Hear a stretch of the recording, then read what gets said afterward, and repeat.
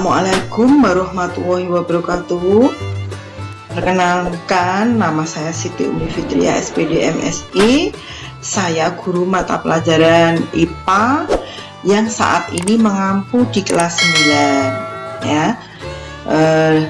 Sebelum saya akan mengajar di kelas 9 ini, saya ingin sekali memaparkan materi-materi apa saja yang akan kalian pelajari di semester Gasal tahun 2020-2021 di semester ini ya. Tidak ada salahnya saya perkenalkan ya. Langsung saja.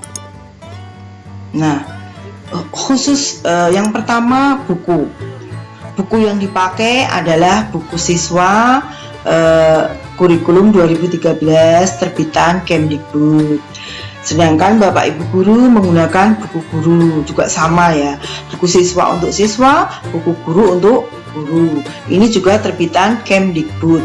Ini adalah buku yang memang disediakan untuk digunakan sebagai pedoman di pembelajaran kurikulum 2013 ya. Kemudian untuk semester 1 ini ada sekitar 5 bab ya. Bab 1 mengenai sistem reproduksi pada manusia, bab 2 yaitu reproduksi pada tumbuhan dan hewan, bab 3 kependudukan dan lingkungan, kemudian bab 4 adalah partikel penyusun benda mati dan makhluk hidup, dan bab 5 adalah kelistrikan dan teknologi listrik di lingkungan.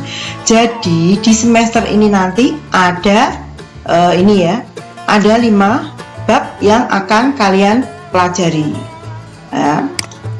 Langsung saja kita kita lihat sekilas per babnya, berisikan tentang apa saja ya. Untuk bab yang pertama yaitu sistem reproduksi pada manusia ya.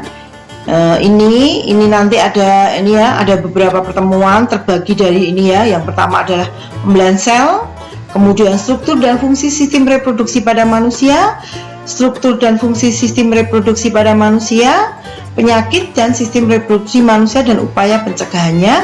Yang terakhir adalah perkembangbiakan pada hewan. Yaitu bagian-bagian yang akan kita pelajari di bab 1. Tidak ada salahnya saya perkenalkan juga ini peta konsepnya. Ini juga saya ambil dari buku siswa ya, karena memang bukunya udah lengkap. Kita tinggal menerapkan di dalam kelas ya. Untuk sistem reproduksi pada manusia sendiri itu yang akan kita pelajari adalah ini, sistem reproduksi pada laki-laki, kemudian sistem reproduksi pada perempuan. Nah, di sini ada penyakit yang mengikuti sistem reproduksi, sekaligus juga ada usaha pencegahan agar tidak terkena penyakit. Untuk alat reproduksi laki-laki sendiri yang akan kita bahas adalah alat kelamin luar dan alat kelamin dalam. Nanti lebih jelasnya, apalagi ini di bab 1, sebentar lagi akan kita bahas ya. Kemudian sistem reproduksi pada perempuan, ini juga sama, alat kelamin luar dan juga alat kelamin dalam ya. Seperti itu. Dan kedua-duanya nanti kita akan membahas tentang pembelahan sel, terutama pembentukan sperma yaitu spermatogenesis dan pembentukan ovum atau oogenesis ya. Itu yang akan kita pelajari di bab 1. Kemudian di bab 2 adalah reproduksi pada tumbuhan dan hewan ya. Apa saja yang ada di dalamnya. Nah, kita akan mempelajari ini ya. Yang pertama, perkembangbiakan pada tumbuhan. Yang kedua, perkembangbiakan pada tumbuhan. Kalau ini tadi angiosperme, ini adalah angiospermenya vegetatif. Kalau yang kedua adalah angiospermenya yaitu bagian perkembangbiakan generatif. Kemudian ini ada vegetatif, ada generatif. Kemudian ini masih sama membahas generatif pada tumbuhan angiosperme. Kemudian perkembangbiakan pada gymnospermae, terindo, bryophyta, dan juga tumbuhan biasa. Tumbuhan yang maksud saya tumbuhan biasa yang kebanyakan adalah dikotil. Kemudian perkembangbiakan pada hewan itu.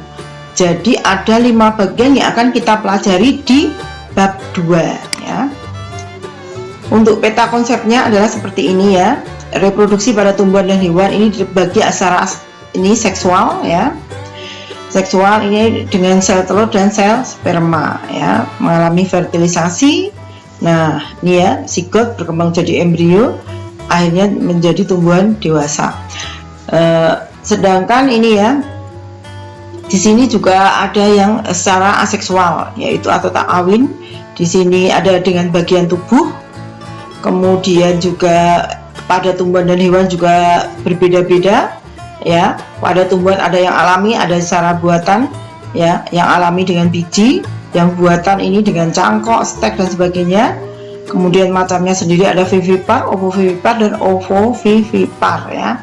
Kemudian untuk kelangsungan hidup ini dipengaruhi adaptasi, seleksi alam, ya, dan sebagainya. Ini yang akan kita pelajari di bab 2. Sekarang kita menuju ke bab 3. Bab 3 yang akan kita pelajari adalah kependudukan dan lingkungan hidup. Biasanya ini peta konsepnya. Nah, yang keempat adalah partikel penyusun benda mati dan makhluk hidup. Ini ya, di pertemuan pertama itu ada muatan listrik, medan listrik dan sebagainya. Ada 5 poin yang akan kita pelajari di bab ini. Nah, ini peta konsepnya. Penyusun benda mati dan makhluk hidup adalah ini ya. Ada molekul, ada atom, ya. Kalau berdasarkan karakteristik benda itu ada plastik, logam, tulang, gigi, ya.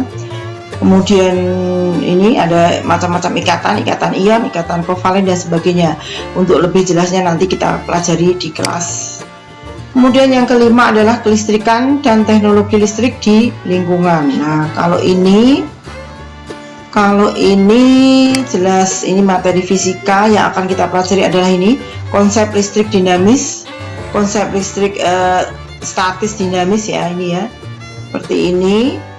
Ada sekitar 5 bagian yang akan kita pelajari. Peta konsepnya adalah seperti ini ya, kelistrikan dan teknologi listrik di lingkungan. Ini ada listrik statis, ada listrik dinamis, kemudian ada kelistrikan pada tubuh makhluk hidup ya. Listrik statis sendiri yang akan kita bahas adalah muatan listrik baik positif maupun negatif, kemudian hukum Coulomb, medan listrik dan beda potensial. Sedangkan listrik dinamis adalah kita menghitung arus listrik, kemudian hambatan atau dengan hukum Ohm. Kemudian sifat bahan sendiri ada 3, konduktor, isolator, dan semikonduktor. Sedangkan ini hambatan, ini kita bisa menghitung hambatan pada rangkaian seri ataupun juga paralel. Seperti itu. Oh iya, demikian tadi materi-materi di semester ini ya, semester 1 di kelas 9 yang akan kalian pelajari di semester ini ya. Demikian yang dapat kami sampaikan. Minimal kalian sudah mengenal dulu, oh dalam semester ini saya akan mempelajari apa, itu kalian sudah punya gambaran. Jadi kalau nanti kita ketemu materi-materi tersebut di pelajaran, kalian sudah tidak asing lagi. Demikian yang dapat kami sampaikan. Saya akhiri. Mohon maaf jika ada salah-salah kata. Saya akhiri. Assalamualaikum warahmatullahi wabarakatuh.